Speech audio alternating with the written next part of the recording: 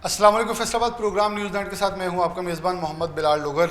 जब भी हम कॉमर्स के ऊपर, टेक्सटाइल के ऊपर प्रोग्राम करते हैं तो फैसलाबाद एक सबसे अहम अहमियत का हामिल शहर है, क्योंकि पाकिस्तान की मजमूई बरामदात में 64% से ज़ायद हिस्सा जो है टेक्सटाइल बरामदात का है। और उस 64% टेक्सटाइल बरामदात के अंदर 60% से ज़ायद हजम जो है फैसलाबाद इंडस्ट्री अपने अंदर समोती है। और फैसलाबाद के अंदर बड़े इंडस्ट्रियल जोन जैसे फैडमिक एशिया का बड़ा इंडस्ट्रियल जोन भी मौजूद है, और इंडस्ट्री की एक बहुत बड़ी एक पूरी चेन मौजूद है, जो कि नीचे विविंग से लेके फिर आगे एंड प्रोसेसिंग और पैकेजिंग से एक्सपोर्ट तक सारी इंडस्ट्री शामिल है। आज प्रोग्राम का मौजू ये है कि पाकिस्तान के अंदर मियां मोहम्मद शहबाज शरीफ ने एक ऐलान किया कि ख़ास तौर पर इंडस्ट्री को और ज़राअत को जो एनर्जी है वो 15 रुपये सस्ती 22 रुपये फ़ी यूनिट मिलेगी। उसके क्या खदोखाल हैं, उसके क्या इम्पेक्ट क्रिएशन हो सकती है, अगर इजाफी बिजली इस्तेमाल के ऊपर भी होती है तो इंडस्ट्री मालिकान क्या देखते हैं। और दूसरी तरफ पंजाब गवर्नमेंट, जहां हमने एक केस देखा बहुत ज़्यादा ज़ुबान ज़द-ए-आम 47 अरब रुपए की ओवर बिलिंग हुई। इससे पहले फेस्को के अंदर भी होती रही है। लेस्को का केस था, 2 करोड़ और 50 लाख का जुर्माना लेस्को को भुगतना पड़ा, जिसपे चीफ एग्जीक्यूटिव ऑफिसर ने वहाँ इतराफ़ किया कि इतनी हमने ओवर बिलिंग की है। तो ऐसे केसेस के अंदर जो इंडस्ट्री मालिकान है वो क्या मौक़िफ़ इख्तियार करते हैं। हमारे साथ सबसे पहले चेयरमैन एप्टमा नवीद गुलजार साहब मौजूद हैं, इनसे बात का आगाज़ करते हैं। नवीद साहब, बहुत शुक्रिया वक्त देने के लिए। कैसे देख रहे हैं कि हुकूमत पाकिस्तान की तरफ से ये तो काविश कह रहे अच्छी है कि वज़ीर आज़म ने इंडस्ट्री का सोचा, 3 साल का प्लान दिया, लेकिन बहुत सारे जो हल्के हैं वो ये कह रहे हैं 10 साला इकनॉमिक प्लान पेश कर दिया जाए, इससे ज़्यादा बेटर होगा। ये 3 साल के लिए जो बिजली सब्सिडी है ये भी इजाफी इस्तेमाल करने के ऊपर है, जबकि इंडस्ट्री इस वक्त इस नहज पे खड़ी है कि वो इजाफी यूनिट्स का इस्तेमाल या फैलाव के हवाले से सोच नहीं पा रही। जी बिल्कुल, आपने सही कहा। जो ये टैरिफ आया है इसकी एक चीज़ अच्छी है, पहले जो पिछले साल जब टैरिफ आया था वो सिर्फ सर्दियों के 3 महीनों के लिए जी था, बिल्कुल। तो ये कंटिन्यूस टैरिफ है फॉर नेक्स्ट 3 इयर्स। इसके अंदर इंडस्ट्रीज जो हैं वो अपनी प्लानिंग कर सकते हैं कि कैसे वो इंक्रीमेंटल यूनिट्स के इजाफी यूनिट जो है वो अपनी कंपनियों से जनरेट करें, उसके ऊपर जो है वो बिजली का रेट कम लें और पैदावार को अपनी बढ़ाएं। तो इसके मज़ीद जो है खदोखाल अभी तक आने वाले हैं। ये इसका बेस क्या होगा। मेरी कुछ लोगों से बात हुई है जो इन चीज़ों को ज़्यादा समझते हैं, तो उनका है कि ये हुकूमत को पहले नेपरा में अपना प्लान लेके जाना पड़ेगा। जब नेपरा में प्लान लेके जाएंगे कि ये पिछले साल के कितने यूनिट्स की बेस बनाएंगे, उससे पिछले साल की कितने की, उससे पिछले साल की कितने यूनिट्स की बेस बनाएंगे, तो उसके बाद आप अपनी एक एवरेज कीमत निकालेंगे। फिर देखेंगे कि आपकी इस कंजम्पशन से क्या आपकी कंजम्पशन ज़्यादा है तो आपको उसका बेनिफिट मिलेगा। चीज़ ठीक है, इम्प्लीमेंट ठीक हो गई है, लेकिन अगर ये 10 साल के लिए होती तो मज़ीद जो इंडस्ट्रीज हैं वो एक प्लानिंग में लग जाते हैं कि ये जो सस्ती बिजली 10 साल के लिए उनको अवेलेबल होगी।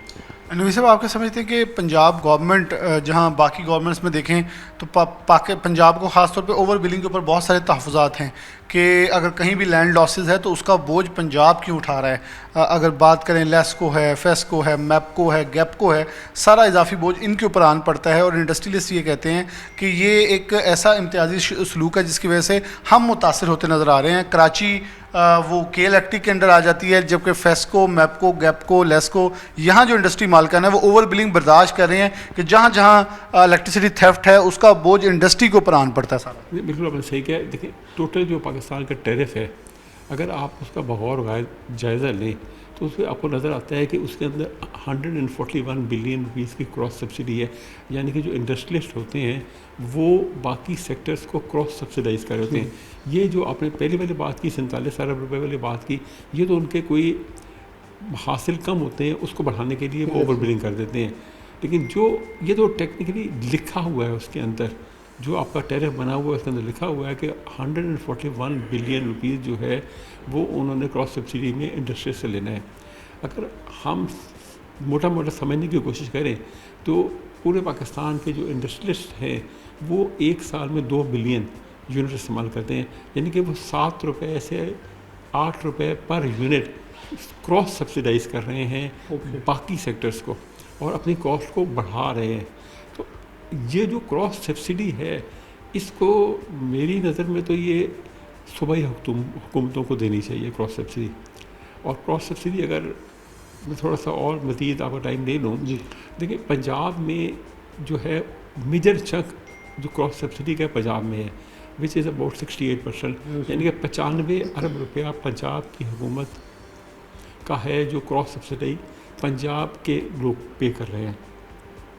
अगर किसी तरह पंजाब हुकूमत ये बात करे कि मेरे NFC अवार्ड के ज़रिए पैसे मेरे पास आ रहे हैं, मैं पंजाब में बिजली सस्ती करना चाहती हूँ, तो सबसे आसान तरीक़ाकार तो ये है कि वो जो 95 अरब रुपए की सब्सिडी जो टैरिफ के अंदर इनबिल्ट है वो इंडस्ट्रीज़ के लिए वो उठा ले। अभी अगर आपने देखा होगा कि कुछ अर्सा से एक चीज़ आ रही है, मैंने तो अखबार में इश्तिहार देखें कि लकी सीमेंट ने जो है वो वहाँ पे सिंध में विंड मिलें लगा ली हैं, वहाँ पे उन्होंने सोलर के प्लांट लगा लिए हैं और ग्रिड का एक कम्बिनेशन बनाते हैं।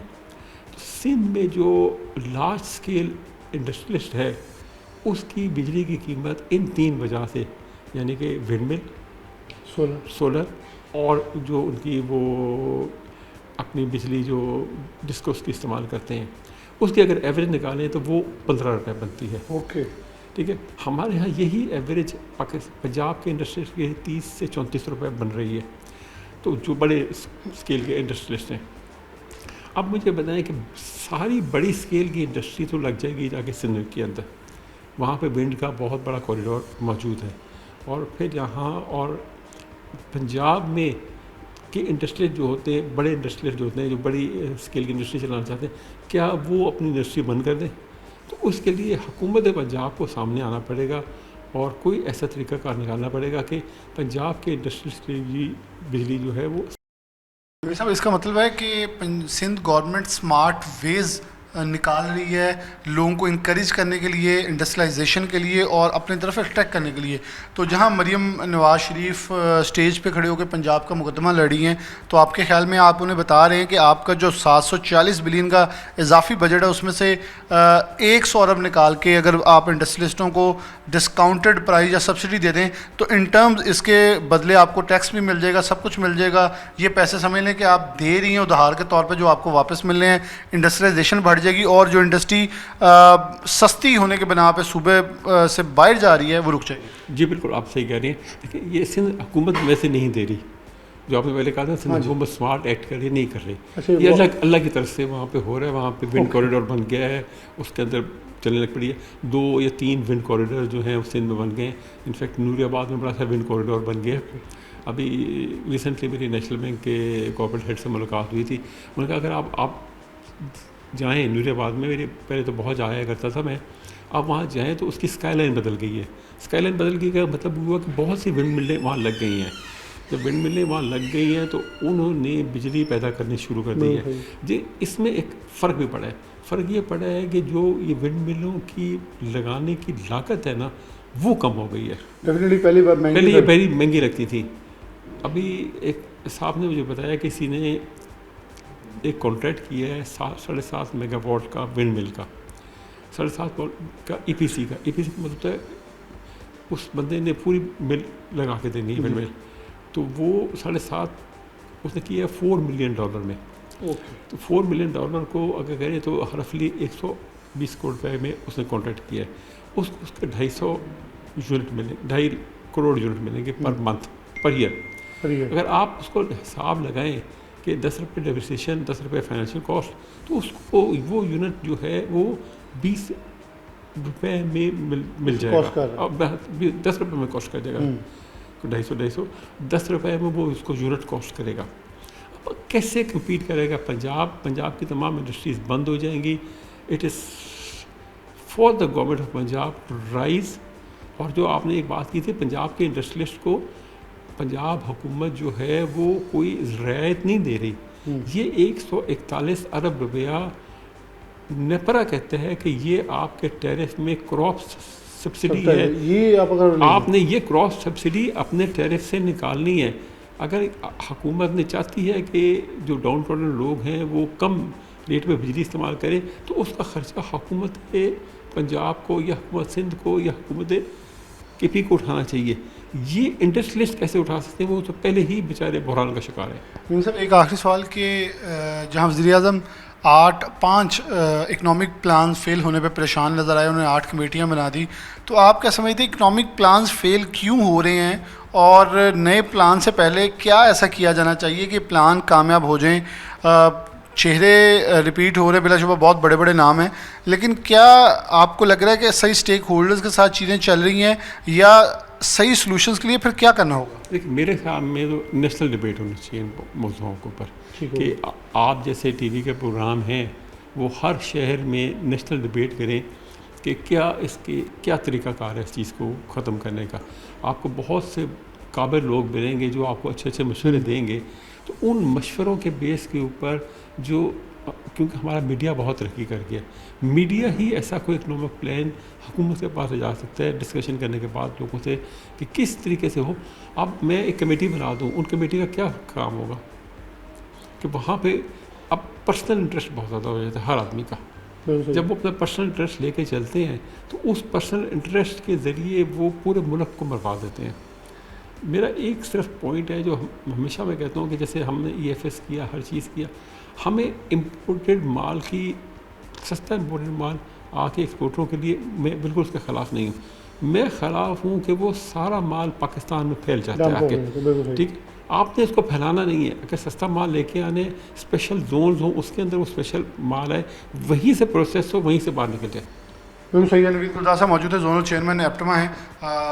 कुछ खास बातें कर रहे थे बिजली के ऊपर। उन्होंने कहा पंजाब गवर्नमेंट को चाहिए कि NFC अवार्ड्स के तहत ख़ुद स्टेप फॉरवर्ड होकर किरदार अदा किया जाए, क्योंकि सिंध के अंदर विंड मिल, सोलर और दीगर प्रोजेक्ट्स के ज़रिए क्रॉस जो अगर देखें तो कीमत कम होती नज़र आ रही है और वो ज़्यादा वाइबल है मार्केट के अंदर। तो एक्सपोर्टर यहाँ से मूव ऑन करने का सोच रहे हैं, उन्हें बहुत सारी पुरकशिश और ऐसी ऑफर्स दी जा रही हैं जिसके ऊपर वो मूव ऑन कर सकते हैं। इसलिए पंजाब गवर्नमेंट अगर मैदान में है तो इंडस्ट्रियलाइजेशन एक बड़ी तादाद में बढ़ भी सकती है, जिससे नौकरियां पैदा होंगी और गवर्नमेंट ये ना सोचे कि ये उनके पैसे हैं, बल्कि ये क्रॉस सब्सिडाइज के अंदर ये एडजस्टेबल हैं। अगर इसको सिर्फ बगौर देखा जाए तो इसका एक बड़ा चंक जो है फ़ायदेमंद साबित हो सकता है। एक ब्रेक लेंगे, दोबारा हाजिर होते हैं।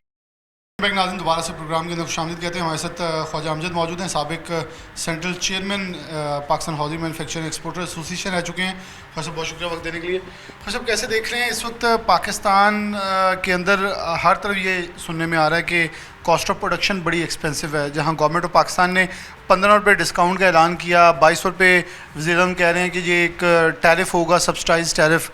जबकि दूसरी तरफ देखा जाए तो इंडस्ट्रीज ये कह रहे हैं कि सूबों के अंदर एनर्जी कॉस्टिंग डिफरेंस है। सिंध के अंदर गैस सस्ती है, वहाँ विंड मिल और सोलर की वजह से बिजली भी सस्ती कॉस्टिंग हो रही है, जबकि पंजाब महंगा सफ़र हो रहा है।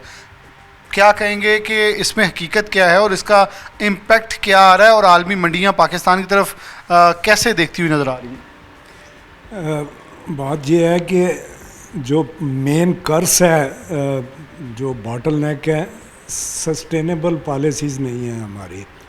No doubt energy cost Sindh में या पंजाब में ये 2 इंडस्ट्रियल हब्स हैं, वो फ़र्क है उसमें। लेकिन सिंध में पानी जो इंडस्ट्रियल कंजम्पशन के लिए भी जो पानी बहुत एक्सपेंसिव है।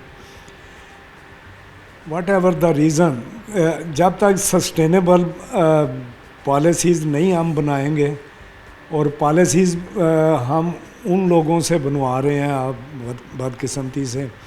ये आज ही वो ख़बर थी कि प्राइम मिनिस्टर साहब ने कहा है कि हमारे 5 प्रोग्राम जो हैं वो फेल हुए हैं। एग्जैक्टली। और वो अब नया एक प्रोग्राम वो बना रहे हैं। 8 कमेटियाँ बना दी गई हैं। 8 कमेटियाँ, तो उनमें बंदे तो वही रिपीट हो रहे हैं जो वो पहले 5 में थे, और उनमें कई बहुत अच्छे लोग भी हैं, बड़े प्रॉमिसिंग एंटरप्रेन्योर्स हैं। लेकिन जब उनकी पॉलिसीज़ या रिकमेंडेशन आगे जाती है, जिन्होंने डिसाइड करना है या जिन्होंने इम्प्लीमेंट करना है, इस वक्त जो ग्राउंड रियलिटी है ना, आप मुझसे यकीनन बेहतर जानते होंगे। आई टेल यू ऑनेस्टली कि कोई रूल, कोई लॉ नहीं है, ये चाहे FBR है या चाहे कोई भी लॉ एनफोर्समेंट एजेंसी है, आप कहीं भी पैसे खर्च करके कोई चीज़ भी ख़रीद सकते हैं, कोई तरीक़ाकार नहीं रह गया। और जब इस तरह की सिचुएशन पैदा होती है ना, तो उस खित्ते में जो सीरियस एंटरप्रेन्योर्स हैं वो डिमोरलाइज हो जाते हैं, उनका कॉन्फिडेंस शेक हो जाता है। और ये बिज़नेस में ये बहुत इम्पॉर्टेंट चीज़ है। जब तक मोराल हाई रहेगा हमारा, हम compete भी कर सकेंगे, हम परफॉर्म भी कर सकेंगे। इस वक्त नो डाउट पहले से एनर्जी ये इलेक्ट्रिसिटी कास्ट कम की है हुकूमत ने, लेकिन जो ओवर बिलिंग के इश्यूज़ हैं या और कई एडिशनल चार्जेस वो ले रहे हैं, वो टैरिफ कम करने के बावजूद end of the day input cost हमारी अभी भी वही रह रही है जो बढ़ रही है।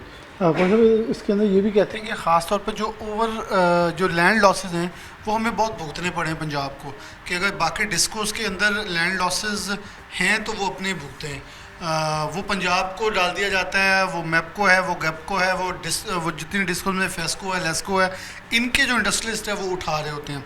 जैसे अभी नेपरा ने 2 करोड़ और 50 लाख का जुर्माना लेस्को किया है कि उन्होंने 47 अरब की ओवर बिलिंग की। तो मेरे ख्याल में ऐसे तो फैसलाबाद और बाकी भी डिस्को चेक किए जाएं कि ओवर बिलिंग एडजस्ट हुई है नहीं हुई, तो इसका इजाफी बोझ कैसे आप इंडस्ट्री बर्दाश्त करेगी कि आप इंटरनेशनल मार्केट के अंदर वाइबल नहीं रहे, आपके बड़े बड़े ग्राहक जो हैं दूसरी कंट्रीज़ के पास चले गए और आप ये कह दें कि बस इसका 2 करोड़ और 50 लाख जुर्माना होगा। जो आपने बात की ना, ये वाकई पूरी सोसाइटी में यही हो रहा है कि 47.5 अरब का डाका डाला और 2 करोड़ का जुर्माना दिया या उसके साथ कुछ और पैसे दे दिए, तो स्टिल वो बेनिफिशरी रहा। और ये सिर्फ लेस्को या फेस्को या किसी एक अदारे में नहीं, हर जगह ये हो रहा है। यहाँ तो आप कोई अगर ऑडिट के लिए भी आता है ना, तो वो बोरी साथ लेके आता है और वो बोरी अलहदा जा रही होती है, तो रिकवरीज जो उसने करनी है वो गवर्नमेंट को उस बोरी की तनासब से बहुत कम, थोड़ी सी गवर्नमेंट के लिए वो रिकवरी होती है और बाकी वो चल रहे हैं। इस वक्त मैं एक्सपोर्ट इंडस्ट्री से चूँकि वाबस्ता हूँ, मैं उसी के बारे में ही बात करूँगा। मेरा मैंडेट यही है कि एक एक्सपोर्टर सिर्फ एनर्जी कास्ट वाला इशू ही नहीं रह गया या raw material cost, input cost का इशू नहीं रह गया, बेशुमार चैलेंजेस अब हमें और फेस करने पड़ रहे हैं। क्या साहब ये नहीं पॉइंट नहीं था कि फैसल वावडा कहते हैं, क्योंकि वो दूरअंदेश समझे जा रहे हैं आजकल मुल्क के अंदर कि वो जो पेशीन गोई करते हैं वो सच साबित होती है, तो वो कह रहे हैं तैयारी पकड़ लें कि अगर आपने सालाना अपना ग्रोथ 15% शो ना की तो रडार ऊपर है। तो फिर इसका मतलब जो टैक्स गुजार हैं वो तो रडार पे ही हैं कि अगर आपने ये जाहिर कर दिया मुझे इस साल लॉस हुआ है जब मैं 5-6% ग्रोथ शो कर चुका हूँ, तो फिर तो आपको घेरा तंग होगा। जैसे आप कह रहे हैं कि बेलगाम घोड़े शुतर बेमुहार की तरह अदारे फिर रहे हैं, एक जाता है दूसरा आ जाता है, दूसरा जाता है तीसरा आ जाता है, तो फिर इसे इंडस्ट्रियलाइजेशन होगी या डी इंडस्ट्रियलाइजेशन होगी? बदकिस्मती से जब मेरे जैसे नालायक मुल्क के दानश्वर बन जाएं, जैसे अभी आपने एक साहब का जिक्र किया, तो फिर उस सोसाइटी का अंजाम यही होगा। ये इस तरह की बातें तो कोई भी उन महफिलों में बैठ के वो पिक करता है और वो बातें कर लेता है। इस वक्त मामला बिल्कुल बेहंगम तरीके से चल रहे हैं। आई टेल यू ऑनेस्टली, कोई पॉलिसी नहीं। आप बड़े से बड़ा फ्रॉड कर लें, बड़े से बड़ा डाका मार लें, यू फील सिक्योर कि ठीक है मेरे पास पैसे हैं, मैं I can make a bargain, मैं बच जाऊंगा। और होता भी है, यूं ही होता है। इस वक्त टैक्सेस इतने ज़्यादा एक्सपोर्ट इंडस्ट्री पर पड़ गए हैं कि इसकी सर्वाइवल एट स्टेक है। ये खुदा न खास्ता अगर ये पॉलिसी टैक्सेस की चलती रही और जिस तरह करप्शन हो रही है ये चलती रही, तो जो सीरियस इंडस्ट्रियलिस्ट हैं वो शायद आहिस्ता आहिस्ता ड्रॉप होने शुरू हो तो मेरे जाएंगे। ख्याल साहब ये क्या SIFC के इजलास गवर्नमेंट का एक 8 रुकनी 8 कमेटियों का बनाना 3 साल एनर्जी कॉस्टिंग प्लान देना, इससे तो ये जाहिर हो रहा है वो दिखा रहे हैं कि हम सीरियस हैं, हम कुछ करना चाहते हैं। सफारती दौरे चाइना के मलेशिया किए जा रहे हैं, बड़े बड़े ऑर्डर्स लिए जा रहे हैं। इससे तो लुक अफ्रीका जैसा प्रोजेक्ट है, इससे ये लग रहा है कि गवर्नमेंट पुश कर रही है कहीं ना कहीं कोई सांस आ सके, ब्रीथ करे और इंडस्ट्री चल पड़े। देखें, बड़ा सिंपल है, वो right person for a right job. अब SIFC में जितने लोग भी हैं, नो डाउट उन्होंने बहुत अच्छे MOU साइन किए। जी वो सब उनकी ट्रेनिंग, उनकी ज़िंदगियाँ जो वक़फ़ हुई हैं वो किसी और जॉब के लिए थी। ठीक। They are tune up for that particular job. जब वो एक दूसरे जॉब में आएंगे, उसको भूल के, उस सबक को भूल के, तो वो इतना रिज़ल्ट ओरिएंटेड नहीं रहता। MOU साइन करना, इट्स नॉट अ जॉब। आप ये देखें कि एंड रिज़ल्ट क्या है। 382 बिलियन डॉलर, ये आज की ख़बर थी कि हमारे मुल्क पर हमारा मुल्क मकरूज़ हो गया हुआ है। जो हमारे बच्चों और उनके आगे बच्चे भी वो कोशिश करते रहे तो शायद इतनी आसानी से ना उतार सकें। तो अगर ये जो क्लेम किया जा रहा है वो वाकई उसका 50% भी कोई रिज़ल्ट अगर निकल रहा हो तो ये फिगर्स तो वो कम होनी चाहिए। ये हमें IMF से पिछले दिनों डांट पड़ी है कि आप जो डाटा दे रहे हैं ये गलत दे रहे हैं। इतना इम्पॉर्टेंट डाटा कि आप हम बैलेंस ऑफ पेमेंट क्लेम करते हैं कि इम्प्रूव हुई, तो 11 बिलियन डॉलर की इंपोर्ट कंसील की गई, फिगर्स वो उसमें से ड्रॉप की गई। ओके। और जब इस तरह के क्लेम्स आएंगे तो सोसाइटी कैसे इम्प्रूव करेगी, इकोनॉमी कैसे इम्प्रूव करेगी। बहुत शुक्रिया। ख्वाजा अमजद साहब मौजूद थे, जो कि Pakistan housing manufacturing exporter association के साबिक सेंट्रल चेयरमैन रहे हैं। कुछ गुफ्तगू हो रही थी ख़ास तौर पर कि बहुत सारे ऐलानात, बहुत सारे दावे वादे वईद फिर से हो रहे हैं। इंडस्ट्री आखिरी सांसों की तरफ बढ़ी है, कहा जा रहा है उसको दोबारा रिवाइव बैक करने के लिए ट्राई की जा रही है। इंडस्ट्रियलिस्ट जो कह रहे हैं वो आपके सामने, उनका मौक़िफ़ आपके सामने रख रहे हैं। एक ब्रेक लेते हैं, दोबारा जरूर नाज़रीन दोबारा से प्रोग्राम के अंदर खुशामदीद कहते हैं। बाबू मोहम्मद अकरम चेयरमैन एप्टप्मा हमारे साथ मौजूद हैं, इनसे कुछ गुफ्तगू करते हैं। बाबू जी कैसे देख रहे हैं कि इलेक्ट्रिसिटी कॉस्ट जो है वो PM मियां मोहम्मद शहबाज शरीफ की तरफ से एक प्लान दिया गया कि 3 साल के लिए इलेक्ट्रिसिटी कॉस्ट जो है वो इंडस्ट्री के लिए और ज़राअत के लिए 15 रुपये सस्ती करके 2200 रुपये यूनिट जो है दस्तयाब होगी। अब उसके खदोखाल आने बाकी हैं, जबकि ये बेशतर ये कहा जा रहा है कि जो इजाफी यूनिट इस्तेमाल होंगे उनके ऊपर वो मिलेगा। तो वो फिर इंडस्ट्रियलिस्ट कहते हैं या तो नई इंडस्ट्री लगेगी, जबकि इस वक्त गुंजाइश नहीं है। गवर्नमेंट के पास सेल टैक्स रिफंड्स की बहुत बड़ी तादाद पड़ी हुई है। क्या समझ रहे हैं कि इस वक्त कॉस्टिंग मैन्युफैक्चरिंग कॉस्ट कितनी महंगी हो चुकी है, मार्केट फ्लो क्या है, और आप क्या समझते हैं कि एनर्जी कॉस्टिंग के ऊपर क्या ऐसे स्टेप लिए जाएं कि कुछ सूदमंद नताइज सामने आ सकें? बिस्मिल्लाहिर्रहमानिर्रहीम। बहुत शुक्रिया बिलाल। गुजारिश ये है कि गवर्नमेंट का ये इक़दाम तो बहुत अच्छा है, इसमें तो कोई शक नहीं है। उन्होंने कोशिश की है कि इंडस्ट्री को किसी न किसी तरह कोई रिलीफ मिले। इसका मकसद यही है, यहाँ ज़राइत को कोई ना कोई रिलीफ मिले। असल मकसद क्या है इसका कि आपने जो कहा है जी कि आप अगर 2 लाख यूनिट इस्तेमाल कर रहे हैं या कोई अदारा 5 लाख कर रहा है, तो वो 5 लाख 5,000 करेगा तो 5,000 रुपये उसको रिलीफ मिलेगा। ये है तो इकदाम अच्छा, मगर अभी तो आपको पता है इंडस्ट्री के हालात क्या हैं और इजाफी कहाँ से वो इस्तेमाल कर सकता है। अभी तो अगर इजाफी वो इस्तेमाल कर सकता होता तो जनाब ये गुजारिश तो आपके सामने ये है कि वो इंडस्ट्री चलती ना, फिर ये इजाफी होंगे ना। ये नहीं हो रहा। इकदाम बहुत अच्छा है, मगर इसका अगर ये टैरिफ बेहतर करते, इसका टैरिफ कम करते, अगर आपने रखा हुआ है जी 34 रुपये या 38 रुपये, तो आप इसकी बजाय 35 रुपये कर देते, वो ज़्यादा बेटर था। तो मैं तो फिर भी कहूँगा कि गवर्नमेंट ने एक अच्छा इकदाम किया है कि चलो किसी न किसी तरह इंडस्ट्री चले, मगर इससे इतना ज़्यादा फ़र्क तो नहीं पड़ेगा। मैं आपको एक बात बताऊं कि जी बहुत बड़ा फ़र्क पड़ेगा। अगर इसका टैरिफ कम करते तो फिर ज़्यादा फ़र्क पड़ना था और इसकी बेहतरी भी आनी थी।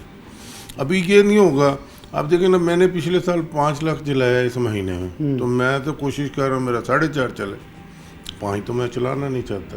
तो गवर्नमेंट को ये चाहिए था कि इसका टैरिफ कम कर दे, फिर ये इंडस्ट्री के लिए बहुत बेहतर होना था। एकदम अच्छा है। बाबू जी, बड़ी चीज़ चल रही है कि कोई इस जो 43 से 47 अरब का ओवर बिलिंग जो है 43 अरब की लेस्को की तरफ से की गई है।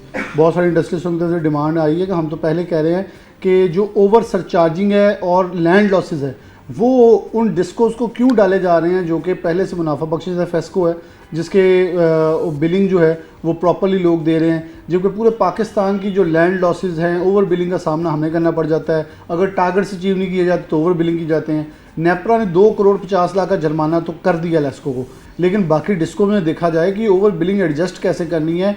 क्या आप इस चीज़ का तयन कर सकते हैं कि अगले महीनों में एडजस्ट करेंगे और जिस महीनों में बिजनेस ज़्यादा था उस महीनों में आपने उसकी एडजस्टमेंट डाल दी है और ओवर बिलिंग कर दी है, जिस महीनों में कारोबार स्लो होगा तब अगर एडजस्ट भी कर दिया जाएगा तो इंडस्ट्रीज को फ़ायदा नहीं होगा और पूरा हिसाब किताब डिस्टर्ब होता है।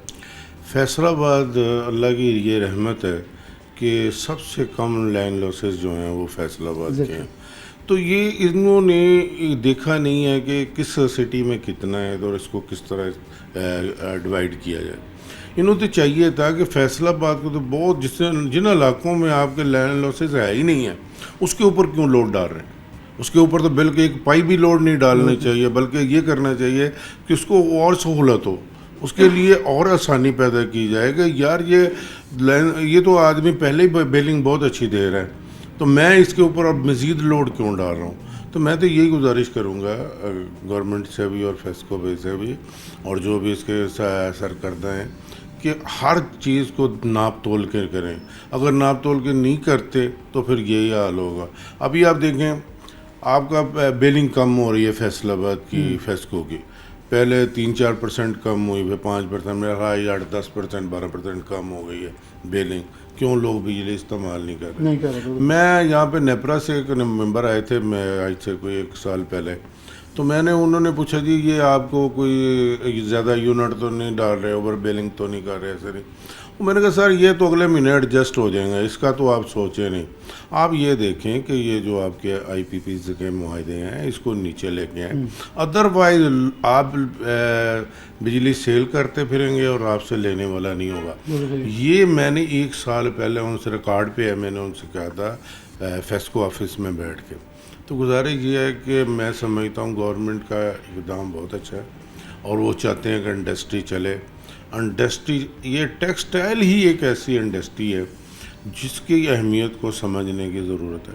आप देखें ना, आप कहते हैं जी टेक्सटाइल है, 58% हमारा टेक्सटाइल का हिस्सा है एक्सपोर्ट में, 58%, ये बहुत बड़ा है। अच्छा ये अगर कोई भी शुबा आपके लेते हैं, आज उसको बनाते बनाते 50 साल लग जाएंगे, 20 साल लग जाएंगे। तो उसके लिए बेहतर क्या है कि आप इसी को लेके चलें, ये इसी को लेके चलेंगे तो ये इंडस्ट्री चलेगी। ये आपकी पूरी आवाम जितनी भी जुड़ी हुई है और ये टेक्सटाइल के साथ जुड़ी है, जिनिंग ले लें, स्पिनिंग ले लें, वीविंग ले लें, सैजिंग ले लें, ये सबसे बड़ा जॉब प्रोवाइड करती है। ये मैं आपको बता दूँ, इसमें से किसी को क्या इंडस्ट्रियलिस्ट को कुछ बचता है नहीं बचता, वो अपनी फैक्ट्री को रन कर रहे हैं कि मैंने किसी न किसी तरह फैक्ट्री को चलाना है। तो मैं गुजारिश ये करूँगा, ये बहुत अच्छा फैसला है गवर्नमेंट का कि लोगों को बिजली सप्लाई की जाए, और जब इंडस्ट्री चलेगी तो उस वक्त पाकिस्तान की मईशत भी बेहतर होगी। और मैं समझता हूँ आने वाले वक्त में जब मईशत बेहतर होगी, आवाम को रोज़गार मिलेगा, आवाम खुशहाल होगी, और ये लॉ एंड ऑर्डर का जो मसला बनता है ये भी इंशाल्लाह कम से कम होगा। बहुत शुक्रिया। मोहम्मद अकरम साहब मौजूद थे, चेयरमैन अपटपमा। बात हो रही थी कि एनर्जी कॉस्टिंग जो है वो अगर वाइबल हो जाए तो कितना फ़ायदा। डेफिनेटली इनका कहना है कि मैन्युफैक्चरिंग कॉस्ट जितनी कम होगी उतनी एक्सपोर्ट ओरिएंटेड इंडस्ट्री के लिए, उतनी लोकल मार्केट्स के लिए वाइबल होगी, जहां ख़रीदार जो है, ग्राहक जो है, उसके जब वो कुव्वत ख़रीद में चीज़ आएगी तो वो उसकी डिमांड बढ़ेगी। जैसे डिमांड बढ़ेगी तो आपकी इंडस्ट्री फ्लरिश करेगी और इसका सारा फ़ायदा अल्टीमेटली जो है जॉब क्रिएशन और फ्लो ऑफ मनी की शक्ल में होगा, जिसका फ़ायदा पाकिस्तानी आवाम को होगा। इसी के साथ प्रोग्राम न्यूज़ लैंड से इजाज़त दीजिए। अल्लाह हाफ़िज़।